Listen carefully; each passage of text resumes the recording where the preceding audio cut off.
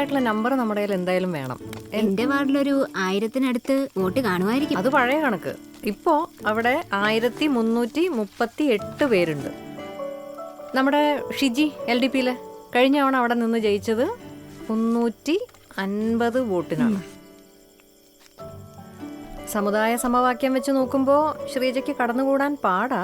അയ്യോ, എന്നാ പിന്നെ ഞാൻ നിൽക്കുന്നില്ല. നിക്കണം, പക്ഷെ ജയിക്കാൻ ചില കളികൾ കളിക്കണം.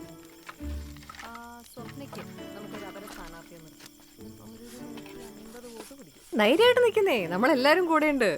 നമ്മൾ ജയിക്കും. ചേച്ചിയൊക്കെ സ്ട്രോങ് ആയിട്ട് കൂടെ നിൽക്കും. ഒന്നും പേടിക്കാനില്ല. എല്ലാം മറ്റേ പ്രചാരണത്തിന്റെ പരിപാടിയൊക്കെ നമുക്ക് ചെയ്യാം, ഉഷാറാക്കാം. ഓക്കെ, ശരി മെമ്പറേ. പിള്ളേരോട് ഇവിടെ പഠിക്കാൻ പറഞ്ഞിട്ടാ വന്നേ.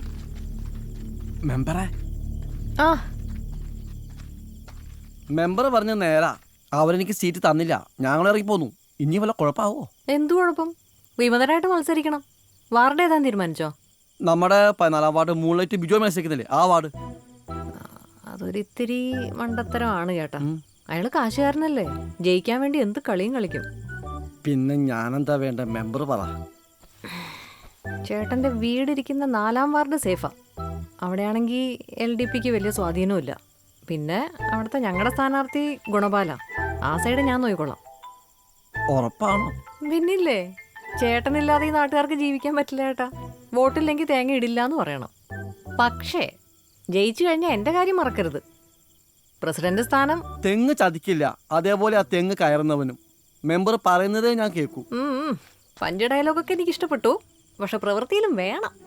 ഉറപ്പ്. ശരി. തെങ്ങിന്റെ മണ്ടേലാരാണ്ടി തെക്കേലെ ചന്തേലാലോഞ്ചി അല്ലാണ്ടി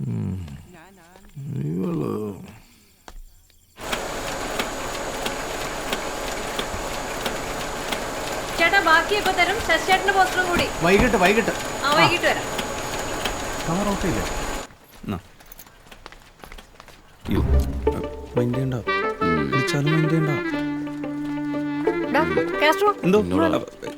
നിന്നെ തന്നെ വാടാ. ഈ പോസ്റ്റർ ഒട്ടിക്കാനും ഫ്ലെക്സ് അടിക്കാനുള്ള പൈസയൊക്കെ ഉണ്ടോ? വല്ലതും വേണമെങ്കിൽ ചോദിക്കണം. വേണ്ട, കാർല മാക്സ് മുത്തപ്പൻ്റെ അനുഗ്രഹം കൊണ്ട് ഒന്നിനും ഒരു മുട്ടൂല. പാർട്ടി പട്ടിണി പാവങ്ങളുടെ ആണെങ്കിലും നല്ല റിച്ചാ. അതും ഒരു പാർട്ടി നയമാണല്ലോ. അവന് ഇഷ്ടപ്പെട്ട മാമ്പഴ പുളിശ്ശേരി ഉണ്ടാക്കി വെച്ചിട്ടുണ്ട്. പാത്രമായിട്ട് വന്നാ തരാം. എന്താടാ പറഞ്ഞത്? മാമ്പഴ പുളിശ്ശേരി അല്ല, പോസ്റ്റർ ഒട്ടിക്കാനും ഫ്ലെക്സ് വെക്കാനും കാശ് വേണമെന്ന് ചോദിച്ചു.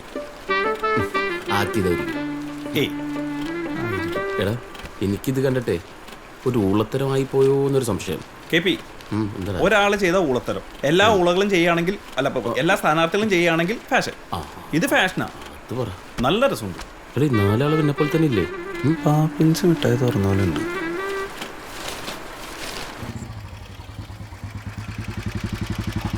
സുരേഷേ, ഒന്ന് കണ്ടില്ലേ നമ്മുടെ ഫ്ലെക്സ് കണ്ടില്ലേ? ജിൽ ജിൽ ജില്ലേ. തട്ടി 4 വെച്ചാക്കും. എന്തോ മന്ദിയുണ്ട് കേട്ടോ. എടാ, ഒരു ചെറിയ പ്രശ്നമുണ്ട്. സംസ്ഥാന കമ്മിറ്റിയുടെ തീരുമാനം വന്നുണ്ട്. ഈ പാർട്ടി മാറി വന്നവരെ മത്സരിപ്പിക്കേണ്ടെന്നാണ് LC തീരുമാനം. അത് അണികളിലും അനുഭാവികളിലും ഒക്കെ നിരാശ ഉണ്ടാക്കുമെന്ന്. അതിന് ഈ ഒരു സാഹചര്യത്തിൽ നിന്നെ മത്സരിപ്പിക്കേണ്ടെന്നാണ് LC തീരുമാനം. പോസ്റ്റർ ഒട്ടിച്ച് ഫ്ലെക്സിലൂടെ ഡേ കഴിഞ്ഞപ്പോഴാണോ പാർട്ടിക്ക് ബോധോദയം ഉണ്ടായത്? ഇനി നാട്ടുകാരുടെ മുഖത്ത് ഞാൻ എങ്ങനെ നോക്കും? ഞാൻ മാറത്തില്ല. ഇതിന്റെ പുറകിൽ എന്തോ ഗൂഢാലോചന ഉണ്ട്. UDP പ്രവർത്തകനെ പ്രലോഭിപ്പിച്ച് നിങ്ങൾ ചതിക്കായിരുന്നില്ലേ? എടാ, പാർട്ടി ആരെയും ചതിക്കില്ല. നീ വസ്തുതകളെ അതിന്റെ ഗൗരവത്തിൽ കാണണം. പുതിയതാരെ കെട്ടിറക്കുന്നേ? സീനിയർ മെമ്പറായ കുഞ്ഞമ്പൂനെ പരിഗണിക്കണമെന്നാണ് DC തീരുമാനം. DC പോകാൻ പറ. ഞാൻ ശശിയെ പോലെ ഒറ്റക്ക് മത്സരിക്കും. എടാ, ശശിയെ പോലെ അല്ല നീ പാർട്ടി വിട്ട് വന്നവനാ. വിമതനായകനെ അവസരവാദി എന്ന് പറഞ്ഞ മുദ്ര കുത്തും. വെറുതെ പാർട്ടിയെ വെറുപ്പിക്കാൻ നിൽക്കണ്ട. എന്റെ ബാബു, ഞാൻ ഇത്ര വർക്കൊക്കെ ചെയ്തിട്ട് എന്റെ ബ്രെയിൻ ഇരുമ്പുന്നു. എടാ, നിന്റെ അവസ്ഥ എനിക്ക് മനസ്സിലാവും. തൽക്കാലത്തേക്ക് നീ പാർട്ടി തീരുമാനത്തിന് കീഴ്പ്പെട്, അതാണ് പ്രധാനം. എന്നെ അടുത്ത സൈറ്റിലേക്ക് ഒന്ന് വിട്ടേക്കോ. വലിയ കാര്യമില്ലല്ലോ. കഷ്ടമല്ല, തൂഞ്ഞാലായിപ്പോയി.